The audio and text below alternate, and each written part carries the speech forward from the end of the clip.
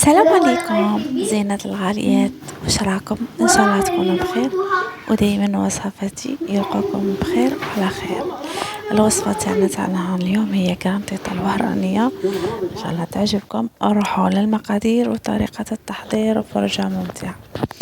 كما راكم تشوفوا هنايا جبت بول باش نضربوا فيه الكلنتيكة تاعنا. هنا جبت 25 غرام 250 غرام تاع كلنتيتا. هذه النوعية شابة بزاف انا نستعملها.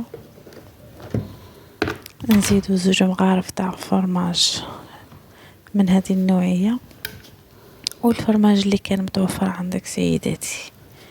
المهم انا درت 2 مغارف. دروك نديرو الماء، نديرو الاولى نص يوطرو كما راكم تشوفوا ونضربها مليح، ومن بعد نزيد النص يوطرو زوج. المهم 250 غرام نديرو لها يوطرو تاع الماء. نزيدو مغرف كبيرة تاع كمون، مغرف صغيرة عفوا تاع كمون، شوية تاع الملح،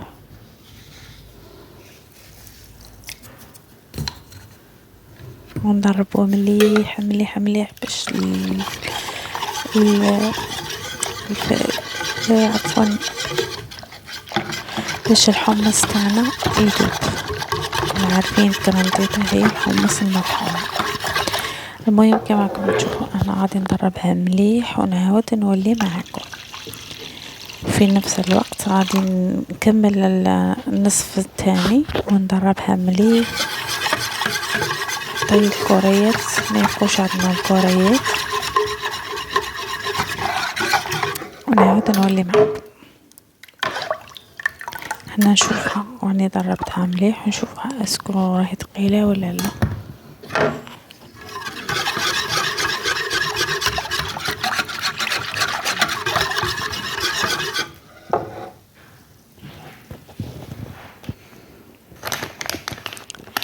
هنايا بغيت نوريكم هذه 250 هي نديروا لها هذا الغراف معمر، وهذا الغراف يوزن اليوترو تاع الماء.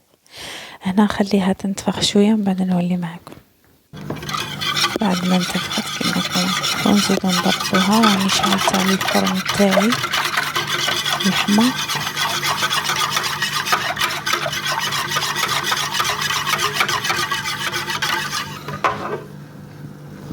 انا جبت هذا الباق تاعي هو اللي نطيب فيه، غادي نخلط كميه كبيره تقلي شويه نخليها من بعد.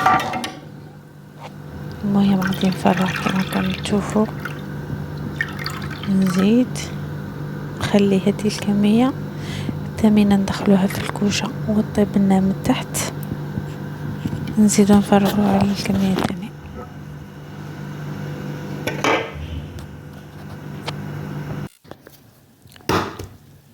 هنايا راهي طابت لي الكلنتيتا من تحت. نزيدو حبه تاع البيض ونضربوها مليح وندخلوها في الكوشه ونشعلو ليها من الفوق. نطفو من التحت ونشعلو من الفوق.